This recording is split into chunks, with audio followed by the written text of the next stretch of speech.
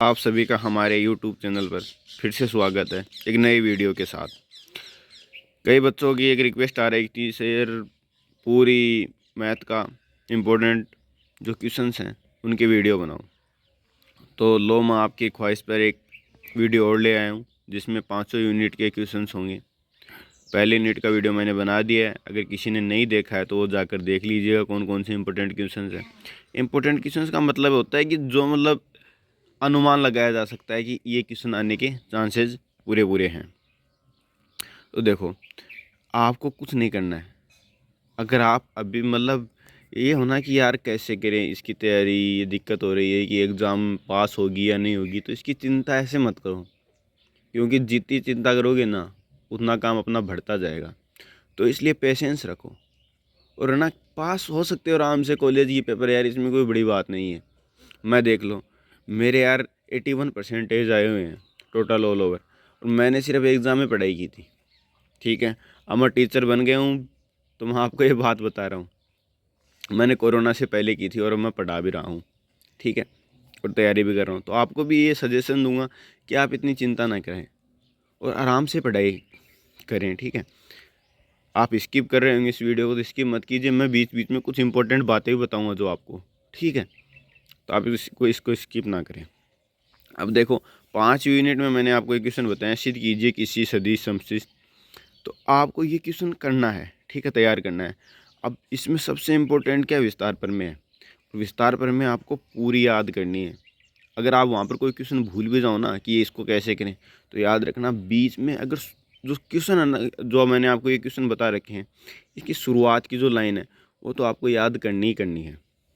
ठीक है, उसके बाद में भी और एंड है, शुरुआत की लाइन याद करनी है आपको 4 से 5, और फिर जो एंडिंग में 4 से 5 लाइनें हैं वो याद करनी है। इससे क्या होगा कि आपको अगर कोई क्वेश्चन नहीं आएगा ना तो उसका एंडिंग और स्टार्टिंग आपको पता होगा, तो बीच में आप किसी और क्वेश्चन की लाइन ऐड कर देना। इससे क्या है कि आपका आंसर पूरा हो जाएगा और एग्जामिनर को नंबर देने में कोई दिक्कत नहीं होगी। ऐसे ही होता है कॉलेज की एग्ज़ाम में। ठीक है, उसके बाद में देखिए मैंने ये और क्वेश्चन दिए आपको, देख लीजिएगा। आप सिद्ध कीजिए कि प्रत्येक परिमित विमा वाले सदिश समष्टि का एक आधार होता है। यदि एस तथा टी किसी सदिश समष्टि वी आपकी उपसमष्टियाँ हैं, तब सिद्ध कीजिए कि एल। आपको ये देख लेना है, ये तीसरा और दूसरा ये लगभग सेम सेम से क्वेश्चन है, तो आप इनको ध्यान से देख लीजिएगा। ठीक है, चलते हैं हम अगली यूनिट 4 की। सबसे सरल यूनिट है यूनिट नंबर 5। उसके बाद में आती है दूसरी यूनिट सबसे सरल। तो एग्ज़ाम में आप 5 और दूसरी ये दोनों यूनिट है, इनको तैयार ज़रूर से कर लीजिएगा क्योंकि बहुत इंपॉर्टेंट यूनिट है। और दूसरी यूनिट में तो आपको ऐसी तरीका बताऊंगा कि आप ना याद करने में झिझकाओगे नहीं। अब ये है यूनिट नंबर 4। इसमें देख लो, पहला क्वेश्चन, दूसरा क्वेश्चन और तीसरा क्वेश्चन, ये भी इंपॉर्टेंट क्वेश्चन है। मैं आपका ज़्यादा टाइम वेस्ट ना करते हुए आपको सबसे इम्पोर्टेंट क्वेश्चन की लेवल लेकर और चलता हूँ। अब देखो कि क्वेश्चन नंबर 2 में जो सी वाला जो क्वेश्चन है ना, सिद्ध कीजिए किसी वलय आर की प्रत्येक समकार्यता प्रतिबिंब उसके विमा विभाग के तुल्यकारी होता है। तो ये क्वेश्चन इंपॉर्टेंट क्वेश्चन है, इसको आप तैयार कर लीजिएगा। मैंने आपको जो तरीके बताए हैं कि आपको कोई क्वेश्चन नहीं आ रहा है ना, इन क्वेश्चन के आंसर है ना, उनकी शुरुआती लाइन आपको 3 से 4 लाइनें जो है ना वो बिल्कुल याद रखनी है। इन क्वेश्चन को एक को भी याद करने मामले छोड़कर मत जाना, क्योंकि ये क्वेश्चन सभी इंपॉर्टेंट क्वेश्चन हैं। और देखो इनकी परिभाषाएं ने मुख्य गुणजावली, अभाज्य गुणजावली, उचिष्ट विभाग वलय, मुख्य गुणजावली प्रांत, इनको है ना आपको फिक्स याद रखना है। और जो ये बी वाला क्वेश्चन है ना, इस टाइप का क्वेश्चन हमेशा आता है, हमेशा एग्जाम में, और अब की बार भी आने के पूरे पूरे चांस है, और हमेशा आता है आपको, अथवा में इसका क्वेश्चन हमेशा मिलेगा। आप ये सोच रहे हो ना। अगली यूनिट है यूनिट नंबर 3। वैसे तो इस यूनिट के क्वेश्चन मैंने करवा दिए थे, बता भी दिए थे, पर लेकिन बच्चे कह रहे हैं कि सर इसमें कुछ समझ में नहीं आ रहा कि कैसे याद करें। तो मैंने याद करने को आपका तरीका तो बता ही दिया, पर आप अभी भी थोड़े चिंतित है तो आपको एक बात बता देता हूँ कि इसमें से ना 1 या 2 क्वेश्चन ऐसे याद करके जाना जो आपको पूरे याद हो। अगर आपको वो क्वेश्चन कोई भूल भी जाए ना, है ना, तो वो क्वेश्चन करके आ जाना। तो आपके अगर 4 नंबर का क्वेश्चन है तो उसमें आपका 1.5 से 2 नंबर तो आराम से मिल जाएगा। 1.5 नंबर तो 100% मिलता है। एग्जामिनर भी ये सोचता है कि बच्चे ऐसे ही तैयार करके आएंगे। अब इसमें जो इम्पोर्टेंट क्वेश्चन है वो आपको मैं बता देता हूँ। उसमें एक इम्पोर्टेंट क्वेश्चन है कि सिद्ध कीजिए कि प्रत्येक परिमित पूर्णांक के प्रांत एक क्षेत्र है। ये नहीं है 3 में, ये सबसे इम्पोर्टेंट क्वेश्चन है इसका, क्योंकि ये आया हुआ नहीं है और आने का चांस पूरा है। वैसे तो पहले आया हुआ है एग्ज़ाम में, पर अब 3-4 सालों के एग्ज़ाम में आया नहीं है फिलहाल में, तो इसका आने के चांसेस पूरा पूरा है। और ये दिख रहा है आपको, सिद्ध कीजिए कि शून्य के भाजकों से रहित परिमित क्रमण्य वलय का एक क्षेत्र होता है। ये इंपॉर्टेंट क्वेश्चन है। मैंने आपको ये 3 क्वेश्चन तो बताए हर एग्जाम में, अगर ये भी याद नहीं कर सकते तो आप देख लो फिर अपने आप से, क्योंकि मैथ है। अगर मैं बता रहा हूँ आपको, यूनिट नंबर 5 और यूनिट नंबर 2 ये दोनों याद करके चल जाओ, आप पास होने का जुगाड़ तो आराम से लगा लोगे। और आप अगर पास होना चाहते हो ना, तो हर यूनिट में 2-2 क्वेश्चन तो हमेशा बिल्कुल आपको एग्जैक्ट तैयार होने चाहिए, ठीक है। क्योंकि अगर कोई क्वेश्चन नहीं आएगा ना आपको, तो उसकी जगह वो क्वेश्चन कर सकते हो। इससे आपका विश्वास भी नहीं डगमगाएगा, और आपको पास होने के लिए यार नंबर इतने चाहिए भी नहीं, एक पेपर में आराम से आ जाएंगे 15-16 नंबर। अब अगली यूनिट की तरफ चलते हैं ना, यूनिट नंबर 2। इसमें ऐसे क्वेश्चन बताऊंगा यूनिट नंबर 2 में, क्या बना मज़े लेकर पढ़ोगे उसे, ठीक है।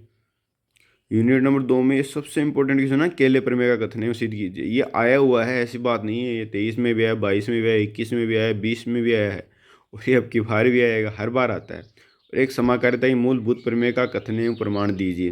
तो इसमें ये दोनों प्रमेय लगभग सेम सेम सी हैं, इसमें कोई डिफरेंस नहीं है। आप एक प्रमेय ढंग से याद कर लीजिएगा, फिर दूसरी प्रमेय को अपने आप उससे कंपैरिजन करके देखिएगा, अपने आप समझ में आ जाएगी। अगर कंपैरिजन अच्छे से करोगे ना, तो दोनों अच्छी तरीके से समझ में आ जाएंगी।